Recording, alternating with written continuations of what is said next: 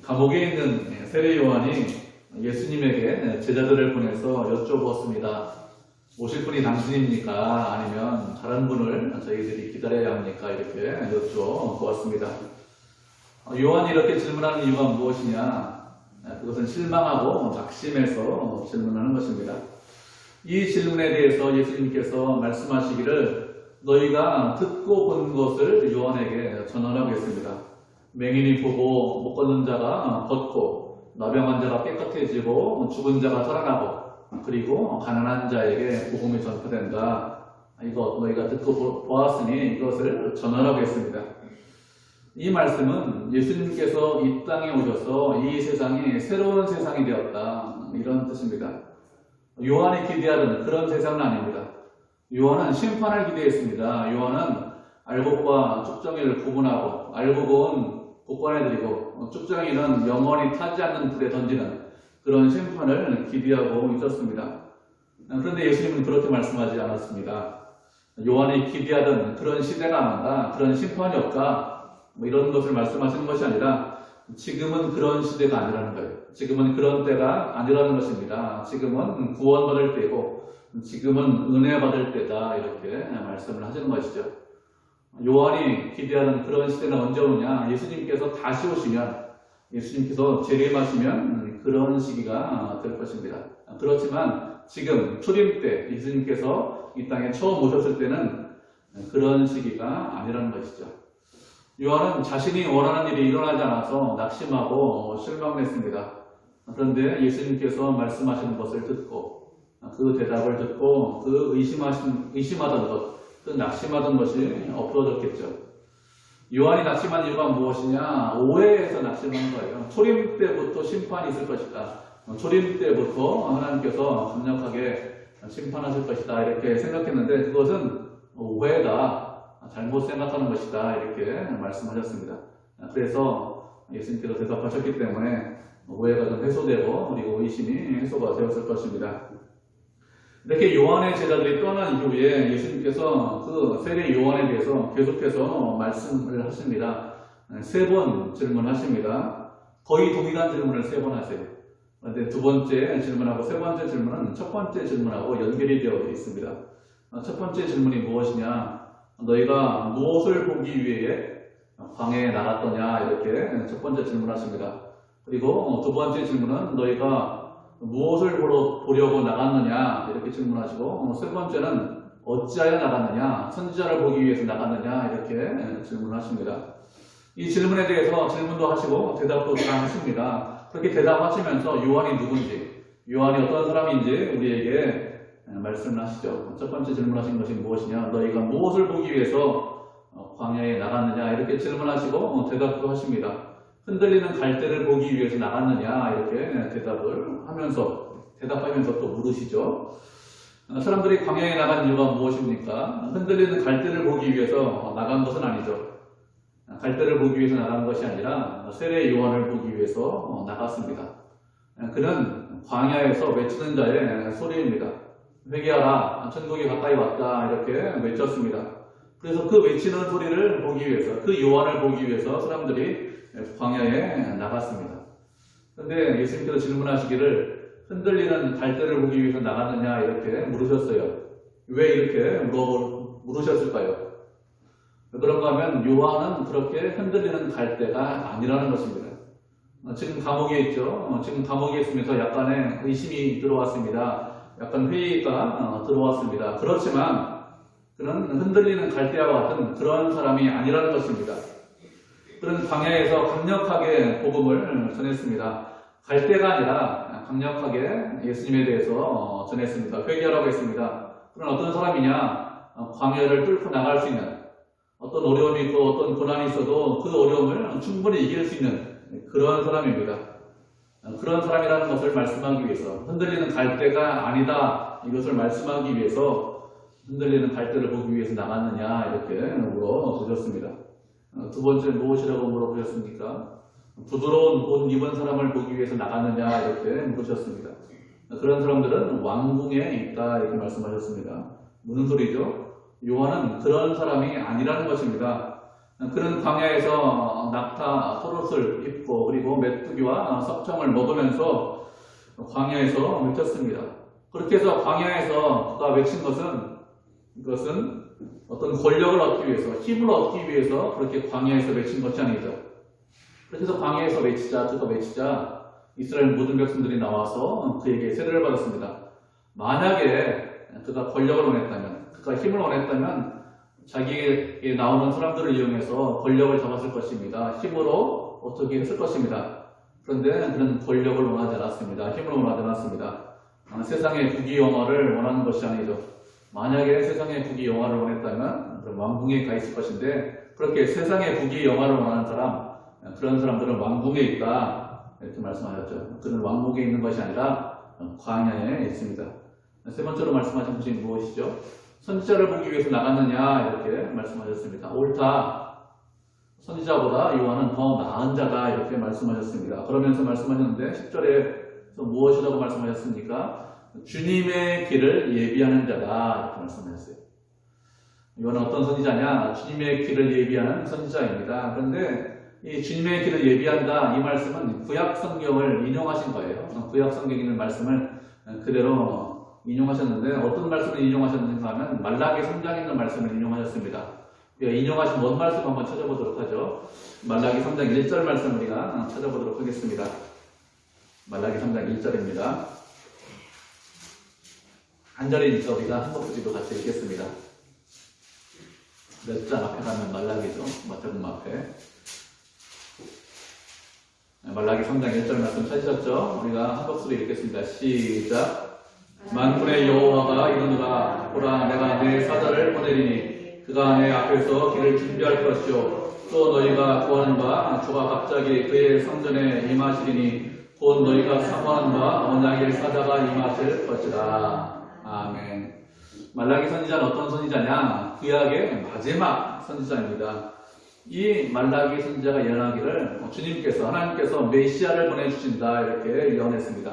그런데 그 메시아를 보내기 전에 먼저 주의 사자를 보내겠다라고 했습니다. 그 사자와 하는 일이 무엇이냐? 오시는 메시아가 있는데 그 메시아의 길을 준비하는 거예요. 왕이 오는데 왕이 행차하기 전에 어떻게 합니까? 사람들이 먼저 나와서 길도 좀 닦고 청소도 하고 위험한 것이 있나 없나 이렇게 준비하잖아요. 그렇게 한다는 것입니다.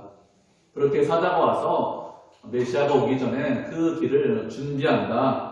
그 선자, 그 사람을 먼저 보내겠다 이렇게 말씀하셨습니다. 그렇게 주님의 길이 예비되면 그러면 주님께서 갑자기 성전에 임하신다. 그 성전에 임하시는 메시아는 누구냐? 언약의 메시아다 이렇게 말씀하셨습니다. 언약의 메시아라는 것은 무슨 뜻인가 하면 구약 성경에서 말씀하신 그 메시아가 오신다는 것입니다. 메시아가 오는데 그냥 메시아가 오는 것이 아니라 말씀하신 그 메시아, 구약의 선지자들이 예언하고 그리고 그들이 보기를 원했던 그런 메시아가 온다 이렇게 말씀을 하신 것입니다. 구약의 선지자, 마지막 선지자가 말라기라고 했습니다. 말라기 선지자가 온 이후에 400년 동안 이스라엘 백성들에게 선지자가 없었습니다. 구약 시대는 매 시대마다 선지자가 있었습니다. 하나님께서 선지자를 보내서 그래서 이스라엘 백성들에게 말씀하셨어요. 이스라엘 백성들은 그를 통해서 하나님의 음성을 듣고 하나님의 뜻을 알 수 있도록 하셨습니다. 그런데 400년 동안이나 선지자가 없었습니다. 그래서 이스라엘 백성들은 메시아를 기다리고 또 메시아가 오기 전에 분명히 엘리야와 같은 그런 선지자가 온다 이렇게 말씀하셨기 때문에 그런 선지자가 올 것이라고 기대를 했습니다. 그런데 요한이 왔어요. 400년 만에 광야에서 외치는 자의 소리가 들렸습니다. 누구냐? 선지자인데 메시아의 길을 예비하는 그런 선지자입니다. 그가 메시아의 길을 예비했기 때문에 광야에서 외치는 것입니다. 이 선지자에 대해서, 이 요한에 대해서 예수님께서 무엇이라고 말씀하셨습니까? 여자가 낳은 자 중에서 가장 크다. 이보다 더 큰 자가 없다. 이렇게 말씀하셨습니다. 여자가 낳은 자 중에서 가장 훌륭하다, 가장 뛰어나다. 이런 사람이 누구냐? 세례 요한입니다. 사실 대단한 거예요. 여러분, 구약에 얼마나 훌륭한 사람들이 많이 있습니까? 훌륭한 왕도 있고, 훌륭한 선지자, 훌륭한 믿음의 사람들이 얼마나 많이 있습니까? 그런 사람들이 많이 있는데, 그런 사람들보다 훨씬 더 뛰어나고, 훨씬 더 훌륭하다. 이렇게 요한에 대해서 말씀하셨기 때문에, 세례 요한은 상당한 사람입니다. 보통 사람이 아닙니다.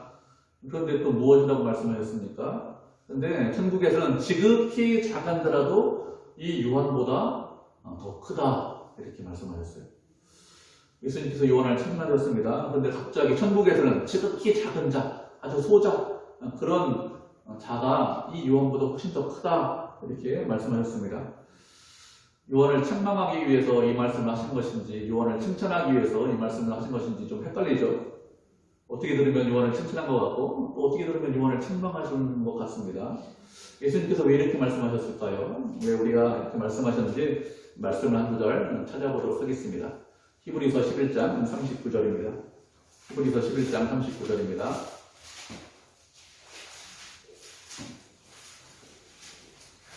히브리서 야고보서 있겠죠? 히브리서 11장 39절 찾으셨죠? 우리가 한 목소리로 한 절이니까 같이 읽겠습니다. 시작. 이에 사람들은 다 믿음으로 말미암아 증거를 받았으나 약속된 것을 받지 못하였으니. 아멘. 히브리서 11장은 어떤 장이냐? 믿음장입니다. 우리가 알고 있는 믿음의 선배들, 믿음의 선진들이 쭉 기록되어 있어요. 유명한 사람들이 다 기록되어 있습니다. 아벨이나 에녹이나 노아, 대단한 사람들 아닙니까? 아브라함, 모세, 이런 사람들이 기록되어 있습니다. 그들이 어떻게 믿음으로 살았는지, 어떻게 행동했는지 이런 것들을 간략하게 기록을 하고 있습니다. 그리고 40절이 마지막 절인데 39절에서 그런데 이렇게 말씀을 하고 있습니다. 이 사람들은 믿음으로 말미암아 증거를 받았는데 약속된 것을 받지 못했다 이렇게 말씀하고 있습니다. 이 사람들은 믿음으로 증거를 받았다고 했습니다. 어떤 증거를 받았느냐? 하나님께서 살아계시고 하나님께서 역사하시고 함께 하신다는 그런 증거를 받았습니다. 그래서 그 증거 때문에 그 증거를 믿음으로 받았기 때문에 세상에서 그냥 살지 않고 믿음으로 살았습니다. 세상 길로 가지 않고 하나님의 뜻대로 순종하면서 살았습니다.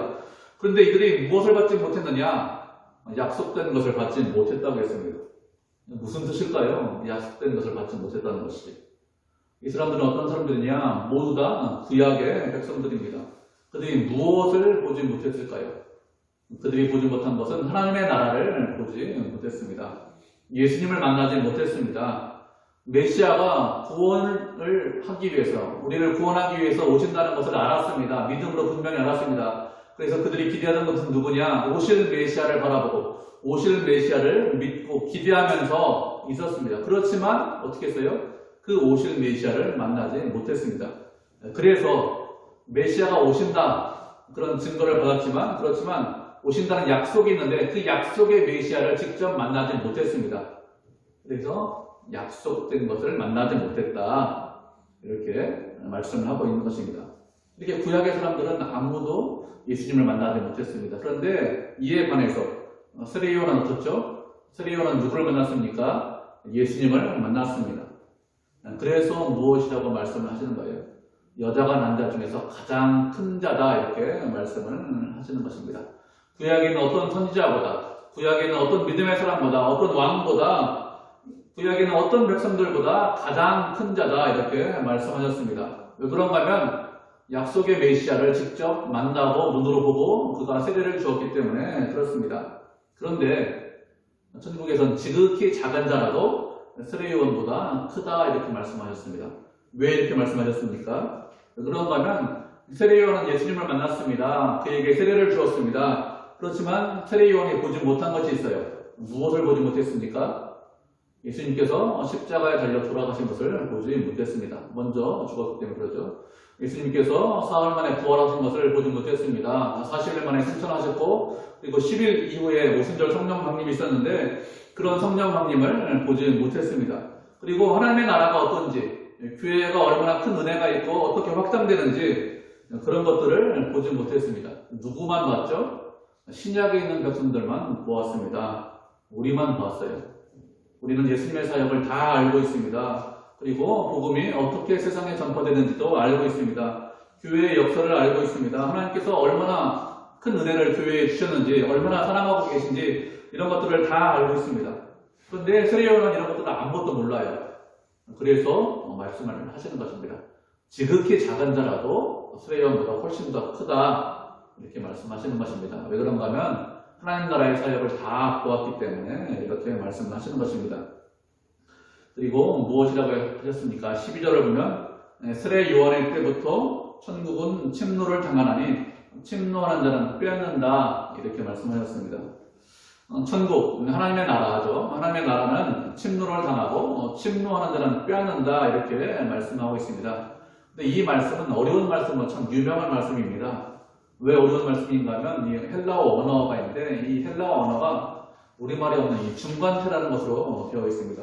이 중간태라는 것은 우리가 말하는 수동태, 능동태 이런 것들이 잘 구분되어 있지 않은데 수동태로도 해석이 되고 능동태로도 해석이 가능하기 때문에 학자들의 의견이 분분해요. 이렇게 해석하기도 하고 저렇게 해석하기도 합니다. 그런데 정확한 해석은 예수님께서 말씀하시는 그 의도를 알아야 되는데 정확히 모르죠. 예수님한테 여쭤볼 것이 아니기 때문에. 쉽게 생각하면 이렇게 생각하면 됩니다. 천국은 이 세상을 침노한다, 빼앗는다 이렇게 생각하는 것이 가장 쉽습니다. 사람들이 우리가 천국에 들어간다 이렇게 생각하는 것도 있고 그렇게 해석하시는 분들도 있습니다. 근데 그렇게 해석하는 것보다 천국이 이 세상을 빼앗는다, 천국이 침노해서 들어온다, 천국이 침노하는데 아주 적극적으로 공격적으로 침노한다 이렇게 이해를 하시면 쉽습니다. 천국이 침노하는데 그런데 그 침노하는 모습이 꼭 승리의 모습이냐 꼭 이기는 모습이냐 그런 것은 아닙니다. 하나님 나라의 백성이 되는데 그런데 어떻게 됩니까? 세례 요한처럼 감옥에 가기도 하고 고생하기도 하고 어려움을 당하는 그런 백성이 있습니다. 그렇지만 천국이 확장되지 않는 것이 아니라 점점 더 확장된다는 것입니다.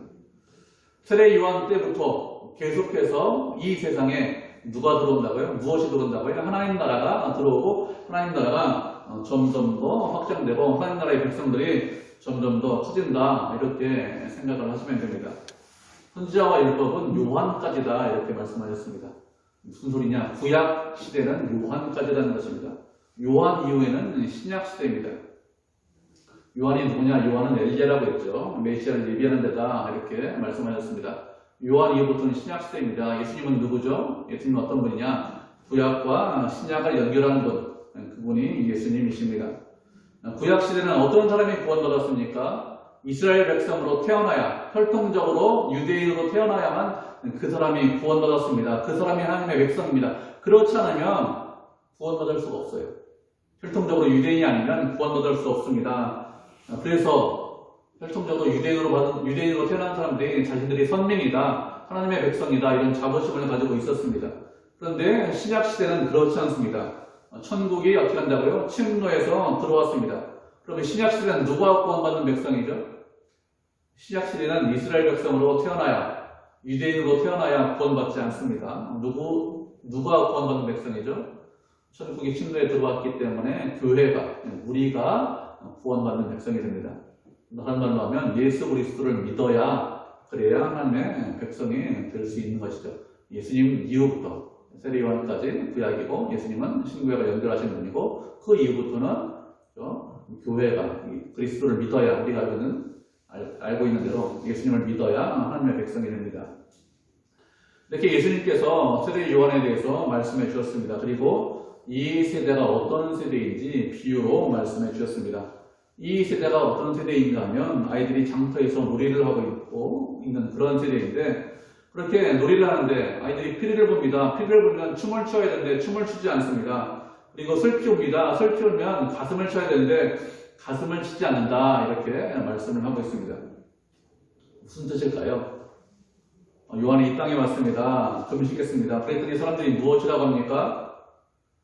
귀신 들렸다 이렇게 이야기를 하는 거예요. 그리고 예수님께서 이 땅에 오셨습니다. 먹고 마시고 그리고 다녔습니다. 무엇이라고 사람들이 비웃고 놀렸습니까? 먹고 마시기를 탐한다. 세리와 죄인의 친구다 이렇게 했습니다. 죄인과 세리의 친구다 무슨 뜻이죠? 죄인과 세리와 같은 부류다 이런 뜻입니다. 예수님께서 말씀하신 비유가 무슨 뜻인가 하면 아이들이 피리를 불고 아이들이 울고 있는데 아무런 반응도 보이지 않는다 이런 뜻입니다. 아이들이 놀 때 피리를 불면서 놉니다. 왜 피리를 불면서 놀까요? 이 잔치집 놀이를 하는 거예요. 그래서 피리를 불고 노는 것입니다. 잔치집 놀이를 하면 어떻게 합니까? 피리를 부르면 잔치가 열렸으니까 사람들이 춤추고 놀아야 되는데 다른 친구들이 춤추고 놀아야 되는데 춤추고 놀지 않는다는 것입니다. 또 아이들이 슬피 웁니다. 왜 슬피 웁니까? 이게 슬픈 일이 있어가지고 슬피 우는 거예요. 슬픈 일이 있으면 어떻게 합니까? 가슴을 쳐야 되지 않습니까? 그렇게 슬피 우는데 가슴을 치지도 않아요. 그냥 이 세대가 어떻다고요? 어떤 일을 해도 아무런 반응도 보이지 않는 그런 세대다. 이런 뜻입니다. 요한의 광야에서 외쳤습니다. 낙타토롯을 입고 메뚜기와 석청을 먹으면서 외쳤습니다. 비유에서 어떤 비유죠? 비유에서 우는 아이예요. 이 세대 사람들이 어떻게 됩니까? 가슴을 쳐야 합니다. 요한의 광야에서 회개해라, 천국이 가까이 왔다 이렇게 외쳤습니다. 그들이 귀를 기울이고 가슴을 쳐야 되는데 그런데 그들은 요한의 외침에 귀를 기울이지 않았습니다. 당신이 메시아냐? 이것을 물어봤습니다. 요한이 아니다. 그럼 메시아를 준비하는 엘리야냐? 엘리야도 아니다. 이렇게 물었습니다. 요한에게 엘리야와 같은 기적을 기대했는데 엘리야도 아니라고 했습니다. 그러자 사람들이 어떻게 되었습니까? 처음에는 좀 관심이 있다가 관심이 사그라들었습니다. 아무런 반응도 보이지 않는 거예요. 예수님이 오셨습니다. 그래서 먹고 마시고 즐겁게 생활했습니다. 장터에서 피리를 부는 아이처럼 잔치집처럼 그렇게 생활을 했습니다. 사람들이 어떻게 됩니까? 그러면 반응해야 돼요. 잔치와 같은 즐거움과 흥겨움이 있어야 됩니다. 그런데 아무런 반응을 보이지 않습니다. 무엇이라고 하죠? 죄인과 세리의 친구다 이렇게 말씀하고 있습니다. 누구만 반응을 보인다는 거예요? 죄인과 세리만 반응을 보이고 다른 사람들은 아무런 반응을 보이지 않는다는 것입니다.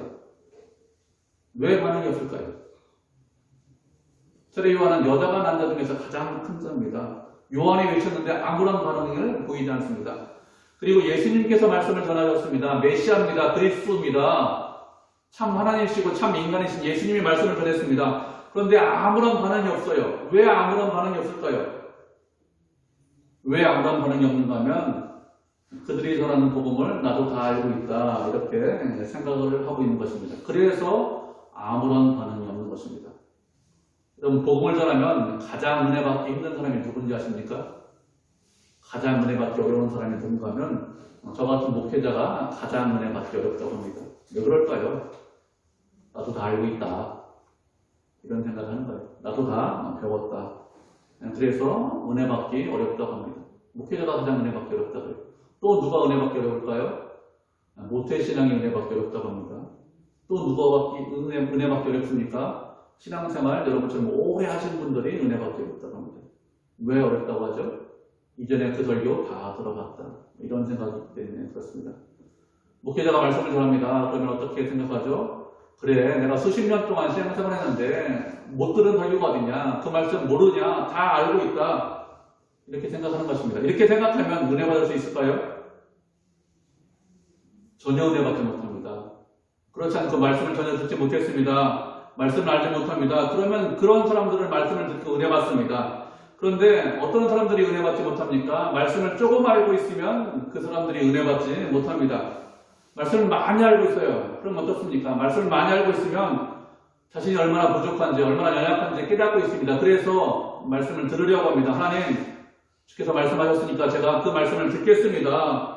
더 큰 은혜를 베풀어 주십시오. 더 큰 능력을 주시고 더 큰 사랑을 주십시오. 또 말씀해 주십시오. 이렇게 합니다. 그런데 말씀을 조금 알면 어떻게 될까요?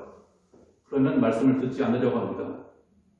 아는 말씀 또 하네. 이렇게 생각하죠. 무엇이라고 합니까? 목사님, 아는 말씀 좀 또 하지 마시고 제가 모르는 말씀, 제가 깨닫지 못하는 말씀 좀 해주십시오. 이렇게 합니다. 여러분이 모르는 말씀 있을까요? 여러분 모르는 말씀 없어요. 제가 복음서 매주마다 복음서 전하는데 제가 전하는 복음서 여러분 모릅니까? 한두 번 설교 들었습니까? 그렇지 않죠. 여러 번 설교 들었어요. 여러분이 모르는 말씀 제가 전하면 저 이단됩니다. 이단입니다. 이상한 말씀 전하면.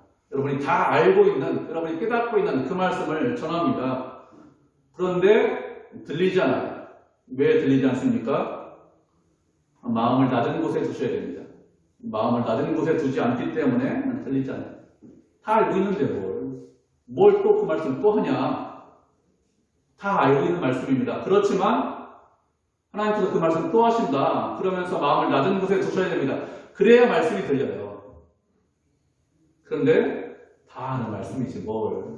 이렇게 하면 안 들립니다. 예수님 시대 사람들이 피리를 불어도 춤추지 않았습니다. 울어도 가슴을 치지 않았습니다. 왜 그럴까요? 다른 사람이 전한 것이 아닙니다. 여자가 난 자 중에서 가장 큰 자 세례 요한이 전했습니다. 그래서 그래도 복음을 듣잖아. 예수님이 복음 전했는데 그래도 복음 듣지 않습니다. 다 안다 이렇게 생각하는 거예요. 이 사람들 어떤 사람들이죠? 이스라엘 백성들입니다. 어릴 때부터 성경을 배웠어요. 어릴 때부터 성경을 알고 있습니다. 메시아가 온다는 것을 알고 있어요. 구약 성경을 모르는 사람들이 아닙니다. 다 알고 있습니다. 엘리야가 와야 된다는 것을 알고 있습니다. 그런데 엘리야가 왔는데 메시아가 왔는데 모르는 거예요. 말씀을 듣지 않고 있습니다. 왜 그렇습니까? 아니다. 가는 말씀 또 하냐? 이렇게 하는 것이죠. 다 알지만, 다 알고 계시지만 마음을 낮은 곳에 두셔야 됩니다. 그래야 말씀을 드립니다. 그렇지 않으면 예수님 시대 사람처럼 우리도 아무런 반응을 보이지 않아요. 말씀을 아무리 열심히 강론하고 아무리 많이 배우고 해도 아무런 반응 보이지 않는 것이죠. 또 그 말씀 또 하냐 이렇게 생각하는 것입니다. 우리는 그런 사람들이 되지 않아야 됩니다. 지혜는 그 행한 일로 옳다함을 얻는다 이렇게 말씀하고 있습니다. 지혜로운 자는 그 행함으로 옳다함을 증명한다, 행함으로 나온다 이런 뜻입니다. 하나님을 믿는 믿음이 있습니다. 하나님을 사랑합니다. 그러면 어떻게 된다고요? 행함으로 그게 나와야 된다는 뜻입니다. 우리가 말씀 한 구절 살펴보도록 하겠습니다. 야고보서 2장 14절부터 19절입니다. 히브리서 다음에 야고보서 2장 14절부터 19절입니다.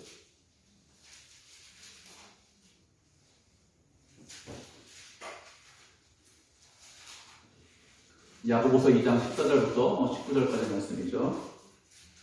세시아 쪽 우리 한 절씩 교독하도록 하겠습니다. 먼저 읽겠습니다.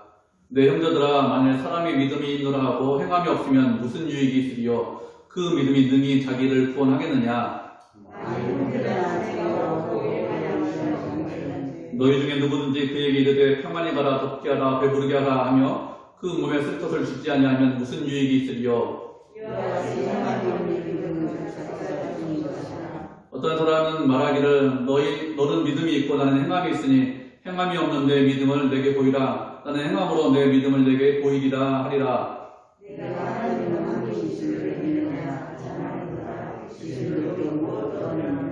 아멘. 우리가 읽은 야고보서 말씀은 믿음과 행함에 관한 말씀입니다. 어떤 사람이 믿음이 있습니다. 그런데 행함이 없습니다. 그러면 그 믿음이 그를 능히 구원하겠느냐 이렇게 묻고 있습니다.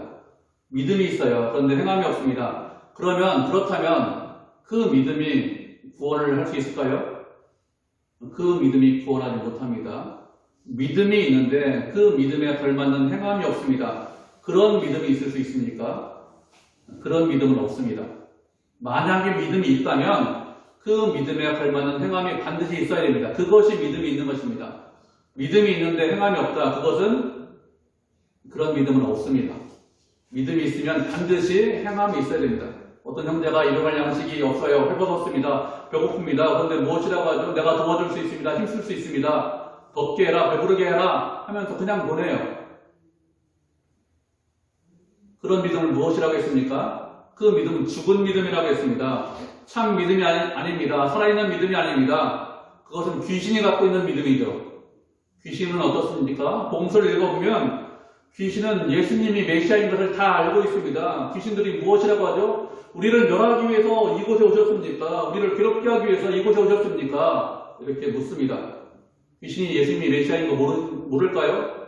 다 알고 있습니다. 그리고 예수님께서 다시 오시면 자신들이 멸망당하는 것도 다 알고 있습니다. 그런데 귀신들이 어떻게 했습니까? 예수님을 보고 돌이켰습니까? 회개했습니까? 행동이 변했습니까? 전혀 변하지 않았어요. 그냥 아는 거예요. 메시아인 거 알고 있어. 그건 뭐라고요? 그건 믿음이 아니라고. 그냥 알고 떠드는 것 뿐입니다. 믿음이 있으면 어떻게 합니까? 믿음이 있으면 반드시 행함으로 나오게 되어 있습니다. 그것이 믿음이에요. 하나님의 말씀이 들리지 않습니다. 이전에 들었던 말씀입니다. 안 들리면 어떻게 됩니까? 기도하셔야 돼요. 하나님, 제가 말씀이 안 들립니다. 이전에 들었던 말씀이 안 들립니다. 마음을 낮은 곳에 둬야 되는데 마음이 낮은 곳에 안 갑니다. 그러니 들을 수 있도록 해주십시오. 낮은 곳에 갈 수 있도록 해주십시오. 이렇게 기도하면서 말씀을 들으시려고 해야 됩니다. 그러면 말씀이 들려요. 아무리 설교자가 실력이 없고 능력이 없어도 그를 통해서 말씀하시기 때문에 그 말씀이 들립니다. 그런데 똑같은 말씀 하시네. 안 들리죠. 얘기죠. 예수님이 와도 예수님의 설교도 못 듣는다니까요. 그러면 누구도 못 듣습니다. 그리고 말씀을 들었으면 어떻게 됩니까? 그 들은 말씀을 순종하셔야 됩니다. 말씀대로 그 들은 대로 순종해야 그래야 그 믿음이 바른 믿음이지. 그렇지 않고 다 알고 있어 이러면서 아무런 변화가 없으면 예수님께서 책망하신 이 시대 사람들과도 무엇이 다를까요? 그들은 알고 있었습니다. 그렇지만 아무런 반응도 보이지 않았습니다. 우리는 수십 년 동안 신앙생활을 했습니다. 그러면 변화가 있어야 됩니다. 최소한 몇 년 전보다는 우리가 새로워져야 됩니다. 최소한 5년 전, 10년 전보다는 우리의 믿음이 더 커졌어야 됩니다. 우리의 삶이 바뀌었어야 됩니다. 분명히 우리가 고백할 수 있어야 돼요. 몇 년 전보다 제가 더 큰 믿음을 가졌습니다. 하나님을 더욱더 사랑합니다. 이렇게 고백할 수 있어야 됩니다. 그런데 그런 고백이 없어요. 몇 년 전이나 지금이나 5년 전이나 10년 전이나 지금이나 동일합니다. 아니, 목사님, 사람 변하면 죽죠. 안 변합니다. 쉽게 안 변해요. 죽을 수 없잖아요. 여러분, 확장하지 않습니다. 지혜는 그 행한 일로 옳다함을 얻는다고 했습니다. 우리는 은혜 받았습니다. 믿음을 가지고 있습니다. 행함으로 옳다함을 얻어야 됩니다. 은혜 받았습니다. 어떻게 됩니까? 지금부터 오늘부터 변해야 됩니다. 그래야 5년 후 10년 후에 가서 그렇지 그때보다 믿음이 더 좋아졌습니다. 그때보다 하나님을 더 사랑합니다. 이렇게 할 수 있어요. 그런데 오늘도 안 변합니다. 내일도 안 변합니다. 5년 후 10년 후에 변하겠습니까? 안 변합니다. 지금부터 변하셔야 돼요. 지금부터 하나님 말씀을 들으려고 해야 되고 지금부터 말씀을 읽고 묵상하고 하나님의 뜻대로 살겠습니다. 저를 변화시켜 주십시오. 이렇게 해서 변화해야 됩니다. 그래야 5년 후 10년 후 몇 년 후에 그렇죠. 제가 변했습니다. 제가 새로워졌습니다. 제가 옛사람이 아닙니다. 새사람 되었습니다. 이렇게 되는 거죠. 그렇지 않고 그냥 있어요. 오늘도 그냥 예배 드리고 그냥 갑니다. 그러면 5년 후도 똑같게 되겠죠. 10년 후도 똑같이 될 겁니다. 지혜는 그 행한 일로 옳다함을 얻는다고 했습니다. 우리는 하나님을 사랑합니다. 그런데 말로만 마음으로만 사랑합니다. 그렇게 하고 끝나면 안 되겠죠. 그렇게 끝나는 것은 행함이 있는 것이 아닙니다. 우리의 삶을 바꾸셔야 됩니다. 바꾸고 새로워져야 됩니다. 그래야 예수님께서 책망하신 이 시대 사람들이 아닙니다. 하나님께서 우리에게 원하시는 것이 무엇일까요? 우리가 새롭게 되기를 원합니다. 옛사람이 아니고 새사람이 되기를 원하십니다. 그래야 오늘부터 변해야 그래야 새사람이 됩니다. 그렇게 오늘부터 변해서 믿음의 사람, 은혜의 사람이 되어서 믿음의 성도, 은혜의 성도가 되어서 하나님께 영광 돌리는 그런 믿음의 성도가 되기를 주님의 이름으로 축복을 드립니다.